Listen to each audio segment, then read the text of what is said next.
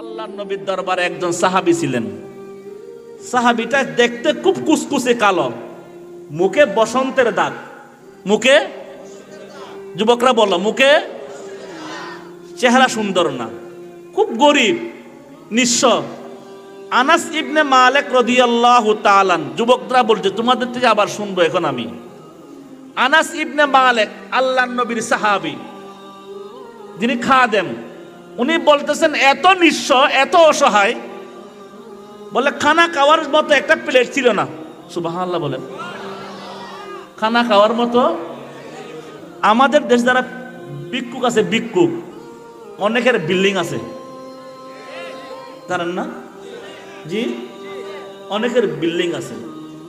আর যে ভিক্ষা করে সাথে একটা প্লেট নিয়ে ভিক্ষা করে। আমি বাইতুল মুকাররম দেখেছি ভিক্ষুকের কাছে স্মার্ট মোবাইল, মানে সে এতক্ষণ ভিক্ষা করছে, দেখি হঠাৎ করে কল আসছে, কল রিসিভ করছে, স্মার্ট দামি মোবাইল। কথাটা বুঝাইতে পারিনি, তাকে ছোট করতেছে এরকম না বিষয়টা। তো এখনকার ভিক্ষুকের কাছে কিছু না কিছু আছে।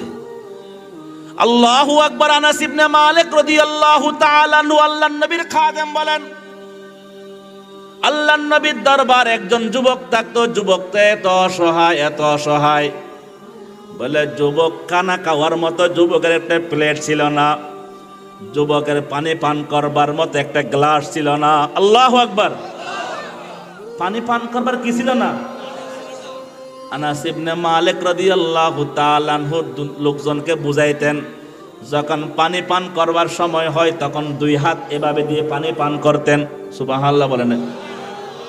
দুই হাত দিয়ে পানি পান করতেন। বলে সে ঘুমাবার জন্য কোনো বালিশ ছিল না, মাথার নিচে ইট দিয়ে ঘুমাইতেন। সুবহানাল্লাহ বলে নাই। ঘুমাবার জন্য তার কোনো বালিশ ছিল না, বালিশের জায়গায় ইট দিতেন। পানি পান করবার সময় হাতে পানি পান করতেন। খানা খাওয়ার মতো প্লেট ছিল না। বলে তাকে আমি দ্বিতীয় কোনো পোশাক পরিধান করতে তাকে দেখি নাই, সিরা জামা গায়ে দিত। আল্লাহু আকবার কাবীরা। বলে ওই যুবকের পায়ে স্যান্ডেল কোনোদিন আমি দেখি নাই। পায়ে স্যান্ডেল ছিল না। এখানে পায়ে স্যান্ডেল নেই কেউ আছেন? আছেন? পোশাক নাই কেউ আছেন? প্লেট নাই কেউ আছেন? কথা বলেন। গ্লাস নাই কেউ আছেন? বলে ওই যুবকের বাড়িঘর সম্পর্কে কেউ জানতো না, এতটুকু মাত্র আমাদের জানাশোনা ছিল। এই যুবকের বাড়ি মদিনার বাহিরে কোনো সীমান্ত এলাকায়। বলে যুবককে লোকজন দামিম বলতো, দামিম। অথচ দামিম কোনো নাম নয়, দামিম বলা হয় অপরিচিত একজন মুসাফিরকে দামিম বলে। যার চেহারা সুন্দর না ওই রকম ব্যক্তিকে দামিম বলে, কালাইয়া বলে, কালাইয়া। আর কোনো লোকজন তাকে নাম ডাকতো জুলাইবিব। কি নাম? জুলাইবিব। আল্লাহর হাবিব বিশ্বনবী মুহাম্মদুর রাসূলুল্লাহ সাল্লাল্লাহু আলাইহি ওয়াসাল্লামের পরশে এসে, সুহবতে এসে, স্যান্ডেল নাই, গ্লাস নাই, পোশাক নাই, বাড়িঘর নাই, ওই রকম একজন যুবক কত দামি হয়ে গেছে। যুবক, পাকুড়িয়ার যুবক, তোমাদেরকে বলতেছি, একজন যুবক, যেই যুবকের পায়ে স্যান্ডেল নাই, ঘর নাই, বাড়ি নাই, পোশাক নাই, চেহারাটা সুন্দর না, ওই যুবক বলে একদিন বসে বসে রাস্তার ধারে বসে বসে মাথা নিচু করে ভাবতেছেন, আল্লাহর হাবিব বিশ্বনবী মুহাম্মদুর রাসূলুল্লাহ সাল্লাল্লাহু আলাইহি ওয়াসাল্লাম তার কাছে আসছেন। এই যুবক, এই যুবক, বসো বসো, তোমাদেরকে বলতেছি, শেষ করতেছি, আর মাত্র 10 মিনিট সময় আছে। কি বললেন? আল্লাহর হাবিব বিশ্বনবী মুহাম্মদুর রাসূলুল্লাহ, দরুদ শরীফ পড়েন, সাল্লাল্লাহু আলাইহি ওয়াসাল্লাম তার কাছে আসলেন। যুবককে ডাক দিয়ে বলে, হে যুবক, হে ইয়া জুলাইবিব। সুবহানাল্লাহ বলেন। ইয়া জুলাইবিব, তুমি এখানে বসে বসে কি ভাবো? সুবহানাল্লাহ বলেন। আমাদের দেশে চেয়ারম্যান মেম্বাররা গরিবের সাথে কথা বলে? জোরে বলেন। স্যান্ডেল নাই, পোশাক নাই, খাবার মতো কোনো বাড়িঘর কিছুই নাই, কিছুই নাই। যুবকের পিঠে হাত দিয়ে বলে, ইয়া জুলাইবিব, তুমি এখানে বসে বসে কি করো? আল্লাহর নবী একটু মজাক করলেন, দুষ্টামি করলেন। সুবহানাল্লাহ বলেন। একটু রসিকতা করলেন। জুলাইবিব, আল্লাহর নবী বুঝতে পারলেন একজন যুবক কিছুই নাই, তবে তো যুবক। আল্লাহর নবী রসিকতা করলেন, জুলাইবিব আলা তাতাজাওয়াজু, হে জুলাইবিব তুমি কি বিয়ে শাদী করবা না? সুবহানাল্লাহ বলেন। হে যুবক, হিয়া জুলাইবিব আলা তাতাজাওয়াজু, তুমি কি বিয়ে শাদী করবা না? এই জন্য আমরা প্রত্যেক দিন দোয়ার মধ্যে দুইটা দোয়া করি। ও আল্লাহ, আমাদের সমাজের মধ্যে যে সমস্ত বোনেরা বিয়ের উপযুক্ত হয়ে গেছে, আল্লাহ তাদেরকে বিয়ের ব্যবস্থা করে দাও, আমিন বলেন। যে সমস্ত যুবকেরা বিয়ের উপযুক্ত হয়ে গেছে, তাদের জন্য ভালো পাত্রীর ব্যবস্থা করে দাও, আমিন বলেন। জি, যেই সমাজের মধ্যে বিয়ে যত কঠিন, এই শুনো, যেই সমাজের মধ্যে বিয়েকে যে যত কঠিন বানাবে, ওই সমাজের মধ্যে জেনা তত সহজ হবে। কি বলেছি বলেন? যেই সমাজের মধ্যে বিয়েকে কঠিন বানানো হবে, ওই সমাজের মধ্যে জেনা তত সহজ হবে। যেই সমাজের মধ্যে বিয়েকে যৌতুকওয়ালা বিয়ে বানাবে, বিয়েকে কঠিন বানাবে, ওই সমাজের মধ্যে আল্লাহু আকবার, জেনা বেশি বেড়ে যাবে। জেনা কিয়ামতের আলামতের মধ্যে একটা অন্যতম আলামত হলো জেনা বেড়ে যাবে। জেনা, হুজুর আমাদের সমাজে তো জেনা বাড়ে না, জেনা বাড়ে নাই। না না না, আপনি জানেন না, প্রত্যেক ঘরে ঘরে জেনা, প্রত্যেক রুমে রুমে জেনা। বলে কিভাবে জেনা করে? বলে মোবাইলে জেনা করে। বা প্রত্যেক রুমে রুমে রাত 12টা 1টা পর্যন্ত মোবাইলে জেনা করতেছে। আল্লাহর হাবিবের ভাষা অনুযায়ী আমি ভয় পাইতেছি, এটা কিয়ামতের আলামত। বড় ভাইও মোবাইল দেখে, ছোট ভাইও মোবাইল দেখে, বোনও মোবাইল দেখে, প্রত্যেক রুমে রুমে মোবাইলে জেনা করতেছে। দুষ্ট তুমি জানো না, হয়তো জানো, বুঝো না, এটা সুস্পষ্ট কিয়ামতের আলামত।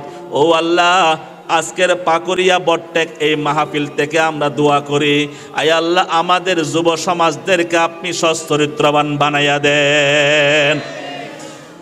আল্লাহর হাবিব জিজ্ঞেস করলেন, ইয়া জুলাইবিব আলা তাতাজাওয়াজু, তুমি কি বিয়ে করবে না?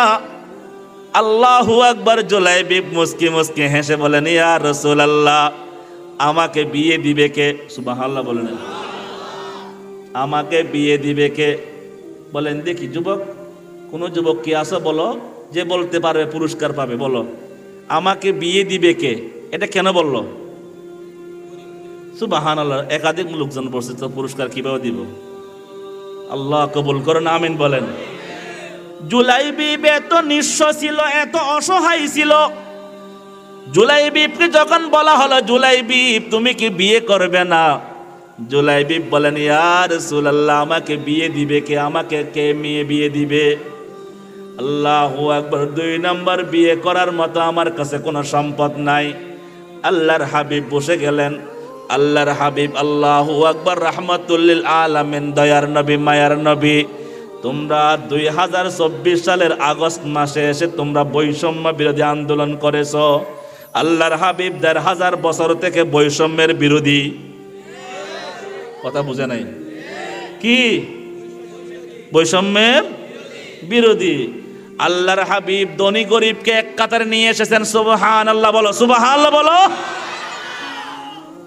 ইসলাম, মুসলমান মসজিদের প্রথম কাতারে গিয়ে, দ্বিতীয় কাতারে, তৃতীয় কাতারে গিয়ে ধনী গরিব ছোট বড় সবাইকে এক কাতারে নিয়ে এসেছে ইসলাম। আল্লাহর আকবার। আল্লাহর হাবিব বিশ্বনবী মুহাম্মদুর রাসূলুল্লাহ সাল্লাল্লাহু আলাইহি ওয়াসাল্লাম জুলাইবিবকে বলেন, জুলাইবিব, একজনের নাম বলেন আমর। ওই যাও আমরের কাছে যাও। আমরের ঘরে গিয়ে, আমরের একটা মেয়ে আছে, আমি জেনেছি মেয়েটা বিবাহিত মেয়ে, কিন্তু তালাক প্রাপ্ত বিধবা মেয়ে। মেয়েটা সুন্দরী, মেয়ের বাবা টাকাওয়ালা, পয়সাওয়ালা। তুমি যাও আমরকে গিয়ে বলো, আমি যেন মেয়ের বিয়ের খেতবা দিয়ে পাঠিয়েছি, প্রস্তাব দিয়ে পাঠিয়েছি। জুলাইবিব বলেন, না হুজুর, আমি যাব না, সম্ভব না, আমি নিঃস্ব অসহায় কালো, আমার চেহারা সুন্দর না, আমি চিনি আমার বড় ধনী লোক, তার মেয়ে আমাকে বিয়ে দিবে না। বললেন, না তুমি যাও, আমি নবীর পক্ষ থেকে বিয়ের প্রস্তাব দাও। ইয়া রাসূলুল্লাহ, মেয়ে তো দিবে না, মনে হয় মার খাইতে হবে। আল্লাহ নবী বলেন, না আমার হুকুম, তুমি যাও। আল্লাহু আকবার। নবীর হুকুম পালন করবার জন্য জুলাইবিব আমরের ঘরে গেলেন। আসসালামু আলাইকুম, আমর আপনি আছেন কিনা? ঘর থেকে বের হলেন। বলে তুমি কে, তুমি কেন আসলা? বলে আমি হইলাম দামিম জুলাইবিব। বলে কি? আল্লাহর নবী আপনার মেয়ের বিয়ের প্রস্তাব দিয়ে পাঠিয়েছেন। সুবহানাল্লাহ। এই কথা বলতে না বলতে ওই ওই মেয়ের বাবা আল্লাহু আকবার।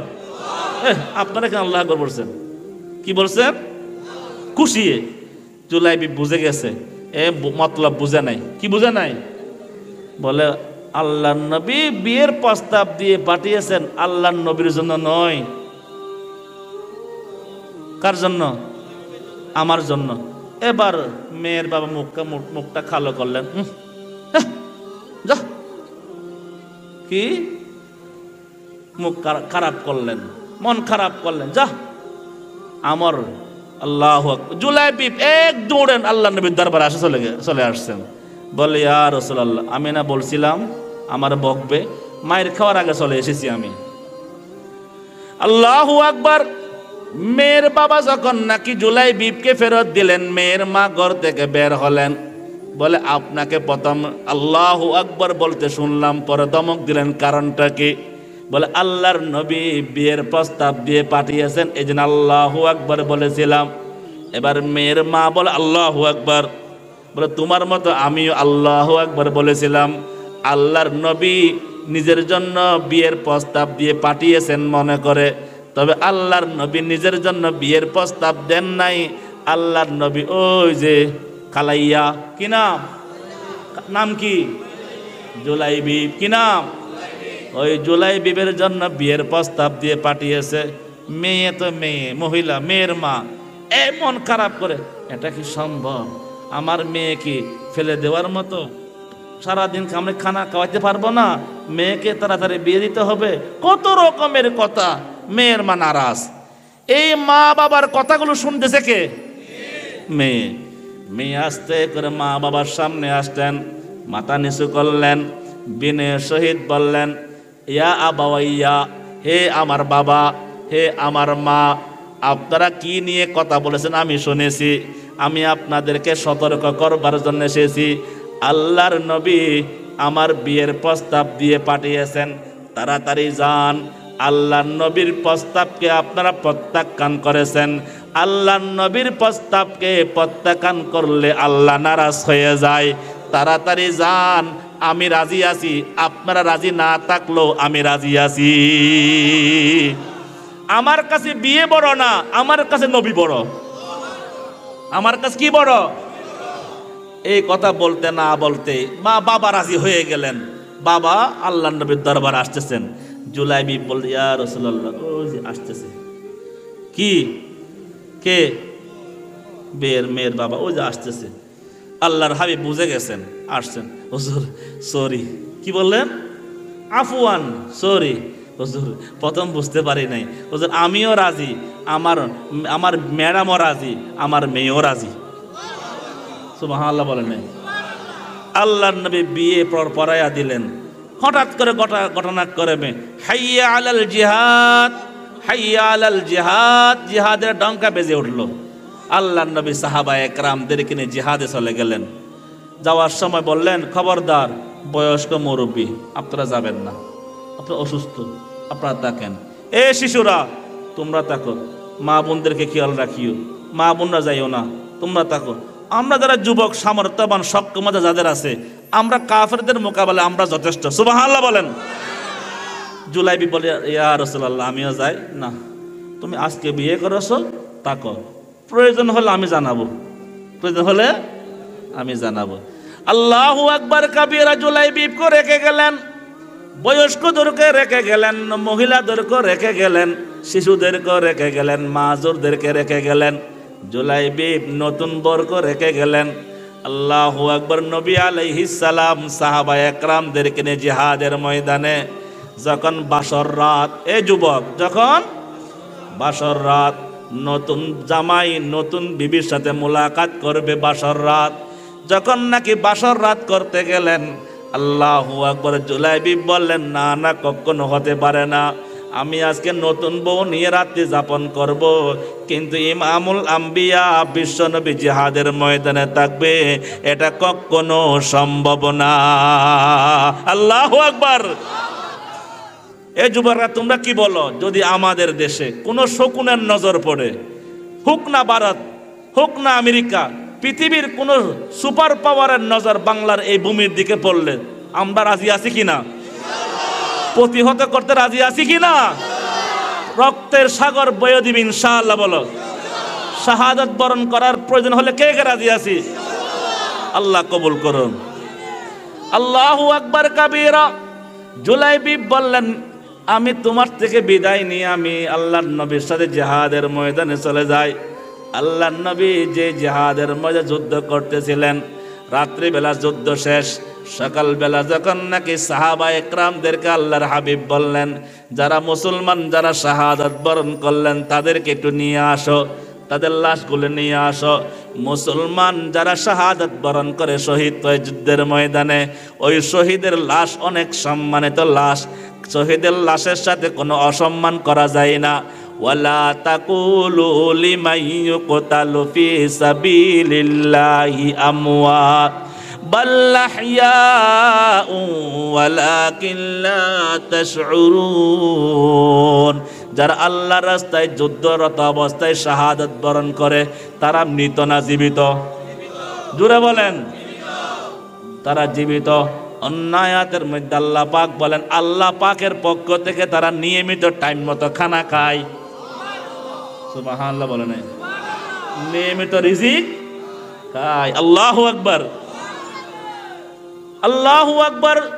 সকালবেলা আল্লাহর হাবিব বলেন, শাহাদাত বরণকারী সাহাবা একরামদের লাশগুলো জমা করো। আল্লাহর নবী শহীদ সাহাবীদেরকে দেখবার পর মনটা কেমন কেমন লাগে না? দেখো তোর পাহাড়ের ডালে, পাহাড়ের চৌড়ায় কোথাও কোনো গর্তের মধ্যে আর কোনো লাশ আছে কিনা দেখো। সাহাবা একরাম আবার গেলেন, ইয়া রাসূলুল্লাহ, এই যে লাশ সব নিয়ে আসলাম, কাফন দাফন করবার জন্য আমরা তৈরি আছি। নবী আলাইহিস সালাম বিশ্ব নবী বলেন, না না, একটু আবার গিয়ে দেখো কোনো লাশ আছে কিনা।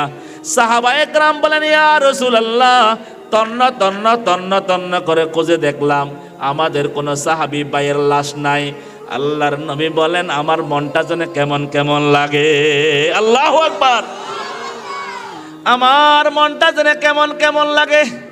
সাহাবা একরাম বুঝে গেলেন বিশ্ব নবীর মন কেমন কেমন লাগে, অর্থাৎ আল্লাহর নবী আল্লাহু আকবার সত্য বলেছেন, কোথাও না কোথাও একটা লাশ পড়ে আছে। আল্লাহর নবী সাহাবা একরাম আবার তালাশ করবার জন্য গেলেন। সাহাবা একরাম যখন এবার তালাশ করতে করতে করতে করতে যে যুদ্ধের সময় কাফেররা যে পাশে থাকতো ওই পাশে লাশ খুঁজতে লাগলেন। খুঁজতে গিয়ে দেখে 60টা কাফেরের লাশ। কয়টা? মুশরিক পৌত্তলিকদের লাশ 60টা। ওই 60টা লাশের মাঝখানে একটা লাশ আছে। 60টা লাশ কাফের বেঈমানদের লাশ, সহজে চিনা যায়।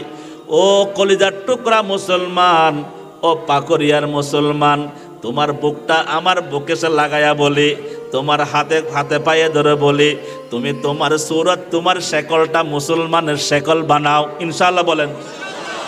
তুমি যদি মারা যাও, আল্লাহু আকবার কাবীরা, মানুষজনে চিনতে পারে এই মুসলমান যুবকের লাশ, এটা হিন্দু যুবকের লাশ নয়। কিন্তু তোমার আমার চেহারা সুরত দেখলে, অনেকের চেহারা দেখলে এরকম মনে হয় আমি মুসলমান নাকি হিন্দু বোঝা বড় মুশকিল। কারণ হিন্দুর মুখে যেমন দাড়ি থাকে না, মুসলমানের মুখে দাড়ি নাই। হিন্দু যুবকের মাথায় যেমন সেই চুল, আমি মুসলমানের যুবকের মাথায় সেরকম চুল। ওই যে নাস্তিক মার্কা, ওই যে যারা নাকি চুল কাটে, ইহুদি নাসরাদের খেলোয়াড় নায়ক নায়িকাদের চুলের স্টাইল, আজকে আমার কলেজার টুকরা মুসলমান যুবকদের চুলের স্টাইল সেই রকম। যদি এমত অবস্থায় তোমার মৃত্যু আসে, তখন তোমাকে কিভাবে চিহ্নিত করবে তুমি মুসলমান কিনা? আল্লাহু আকবার। সাহাবা একরাম বলেন, ইয়া রাসূলুল্লাহ, 60টা কাফের বেঈমানের লাশ পড়ে আছে, কিন্তু মাঝখানে একটা লাশ আছে, যে লাশটাকে আমরা চিনতে পারতেছি না এটা কি মুসলমানের লাশ নাকি কাফেরের লাশ। 60টা কাফেরের লাশ চিনতে পারছি, কিন্তু মাঝখানের লাশটা চিনতে পারতেছি না মুসলমানের লাশ নাকি কাফেরের লাশ, কারণ সে আমাদের তেমন ভাইরাল কোনো বক্তা না। কি ভাইরাল কোনো মানুষ সাহাবী না, ভাইরাল কোনো সাহাবী না, সবাইকে চিনেও না, আছে না এরকম? আল্লাহু আকবার। আল্লাহর হাবিব বিশ্ব নবী বলেন তোমরা আমাকে নিয়ে যাও। আল্লাহর হাবিব বিশ্ব নবী মুহাম্মদুর রাসূলুল্লাহ সাল্লাল্লাহু আলাইহি ওয়াসাল্লাম ওই জায়গা গেলেন, দেখে 60টা কাফের বেঈমানের লাশ পড়ে আছে চতুর্দিকে, মাঝখানে একটা কালো লাশ পড়ে আছে। এ যুবক তোমারে কিভাবে বোঝাবো, আমার শক্তি নাই। আল্লাহর নবী লাশটা দেখবার সাথে সাথে হাউ মাউ করে কেঁদে উঠল। আল্লাহর হাবিব বললেন এ জুলাইবি, তুমি আমার আগে জান্নাতে কেমনে চলে গেলা? তোমাকে না আমি ঘরে রেখে আসলাম, তোমাকে না আমি মদিনায় রেখে আসলাম।